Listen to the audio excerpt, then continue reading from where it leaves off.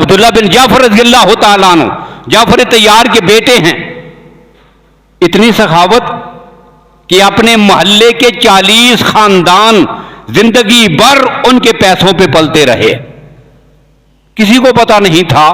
جب ان کی وفات ہوئی تو پتا چلا یہ پوری آبادی کے جو 40 خاندان ہیں ان کی کفالت وہ ایک ہی آدمی کرتا تھا جسے عبداللہ بن جعفر کہتے.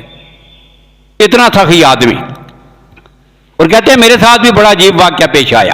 عبداللہ بن جعفر کہتے ہیں کہ مجھے بھی ایک دفعہ ایک حیران کن واقعہ پیش آیا. میں جا رہا تھا, ایک بستی سے گزرا, ایک باغ میں بیٹھ گیا. گرمی کا موسم تھا, درخت کے سائے میں بیٹھا. بڑا خوبصورت بہت بڑا باغ ہے, اور باغ کا جو چوکیدار ہے وہ میرے قریب آیا. اب تھوڑی دیر کے بعد اس کے لیے کھانا آ گیا, اور کھانے میں 3 روٹیاں تھیں.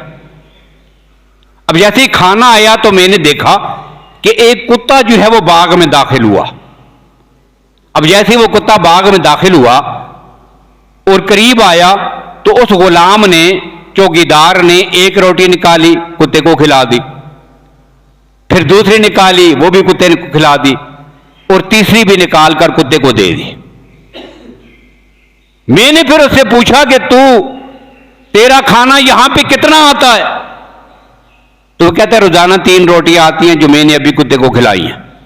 اب کل ہی روٹی آئے گی, کل تک اب 24 گھنٹے جو ہے وہ میرا کوئی کھانا نہیں آئے گا. اب میں نے کہا پھر ساری اس کو کھلا دی ہیں. تو اس نے کہا کہ اصل میں یہ جو کتا ہے یہ یہاں کا مقامی نہیں ہے کہ روز آ جاتا ہو, یہ آج ہی آیا, لگتا ہے کہیں دور سے آیا ہے. اور یہ مروت کے خلاف تھا کہ کہیں دور سے ایک کتا بھوکا آیا ہے اور میں اسے پیٹ بھر کر کھانا کھلائے بغیر یہاں سے واپس کروں, اس لیے 3 روٹیاں میں نے اسی کو کھلا دی ہیں.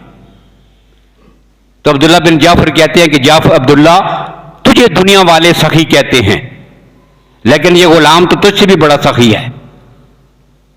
اس کے اندر جو جذبہ ہے انفاق فی سبیل اللہ کا, خرچ کرنے کا, وہ تجھ سے بھی بڑھ کر ہے. اب اتنا خوش ہوئے اس کے عمل سے.